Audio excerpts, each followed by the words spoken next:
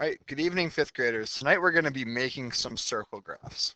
So I'm going to be doing an example with you tonight. So tomorrow when you come to class, you're going to be able to make the circle graph with this lesson you've watched. All right. Before we do that, we're going to do a little bit of mental math. We're going to rename these percents as fractions, okay? It's going to be pretty basic, so I'm not going to have you simplify these things down. We're just going to keep it pretty simple. So 50% would be written as 0.50, right, as a decimal. So what would this be? 50 hundredths. 40% would be 40 hundredths. 37.5%, okay? This would be 375 thousandths. Okay. 33 and 1/3% would be, go 333 over 1,000, or it'd be 33 over 100, okay? This one right here, 20% would be 20 over 100. 875 over 1,000, okay? We're gonna go 25 over 100. 80 over 100, and 68 over 100. Okay. Next set of problems here. Now we have these cookies, granola bars, candy bars, fruit, and other, okay? Just like we've had before. We made a bar graph yesterday. Tonight we're going to be making a circle graph.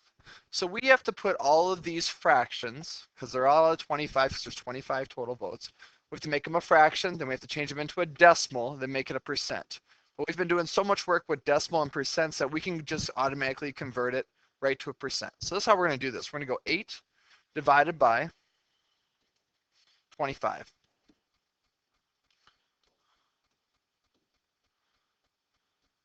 Equals. Okay. 0.32. So what is my percent? 32%. Okay. Do another one here. We're going to go 4 divided by 25 equals 16%. 10 divided by 25. You will have a calculator tomorrow in class, kids. Is 0.4. So is this 4% or 40%? You always have to add the 0 there, so there's always 2 digits after. This would be 40%. Keep in mind, a lot of kids automatically want to put 4% there. That is not correct. It is 40%. Next one, 2 out of 25. 2 divided by 25 equals 0.08, which means 8%. 1 divided by 25 equals 4%. And they all add up. Should they equal 100? Well, we have to take a look here. 32 plus 16. If I add those together, I'm going to get an 8. So I'm going to get 4, 48. Plus another 40 gives me 88. Plus 8 gives me 96. Plus 4 gives me 100. That means I did it correctly. I always want you to add up all of your percentages once you figure it out and make sure it equals 100. Because if it doesn't equal 100, you automatically did something incorrectly. So if you were to put a 4 here, you can only imagine what your number would have been. It would have been much less than 100, so you would be able to catch a mistake. Now we're going to be taking that information from this page right here, okay? And we're going to be putting it on a circle graph. So we're going to start with cookies. So we need to put 32% on this circle graph. So I'm going to take my circle graph right here. I'm automatically going to start at the top right here, just kind of like a clock, okay? I'm going to put my circle there. My board is not aligned correctly. I'm sorry. I'm going to fix that. I'm going to put a line there. I'm going to go all the way to my 32%, right in this area right here, okay? Then automatically I'm going to put my point in the middle. Sorry, kids, my board is not aligned. I'm going to go ahead and move this. I'm going to draw a line there. That is not very neat, okay? Draw a line down, over, I'm going to connect, okay? I'm going to go back and sit at my computer while I'm doing this because it's Smartboard is not aligned very well right now. So I'm going to keep on going, so it's going to be going quicker. All right, so as I can see right here, I have about 32% on that line, okay? We're going to keep on cruising along here. Next thing, we have 16%. So I'm going to go back to my circle graph, and then I'm going to rotate this thing like a clock.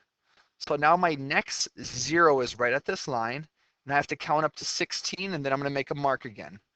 So right here is 10, 15, and here's 16 right here, kids. So now I'm going to get my line. So this would be your ruler. I'm going to connect it right there to my 16. Now I'm going to jump back, take a look at next. I'm going to be going 40%. So I need to make this next one at 40%. So watch what I do here. I put this 0 right at my next line right here. Make sure the middle of the circle is there. Now I have to go to 40%. That's right up top here. So go ahead and mark the line again, right at the 40. I'm grabbing my ruler then, that's what you'll be doing. And I'm going to draw a line from the 40 spot to right there. Next line I have to draw is 8%. So let's take a look. I'm going to be moving my 0 to the last line I was working on.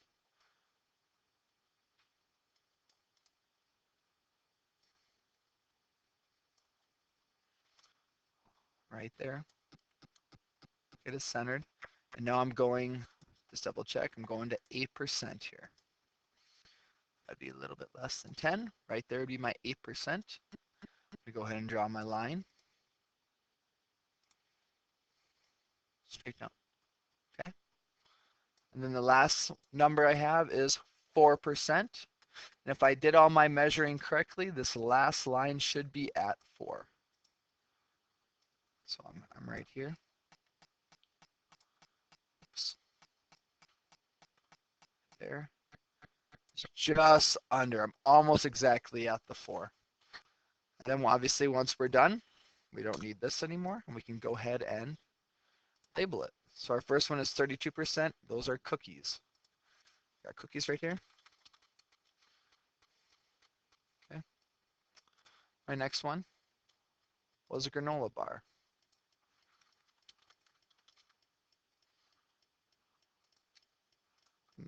Granola. Okay. Next one is candy. It's always important to label them. Okay. Next one, fruit.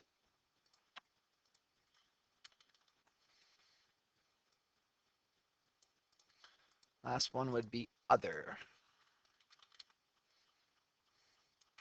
And then I'm just going to double check to make sure everything kind of makes sense. So right now it looks like my cookies and my candy should be my biggest. And it looks like candy should be my biggest. If I did this correctly, take a look.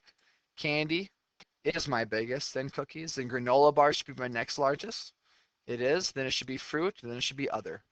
This is how you use a circle graph. So keep that in mind. You're always rotating the circle graph around. So you're always starting at 0% and moving around. Okay. Hopefully this helped you with your assignment. I look forward to working with you in class tomorrow.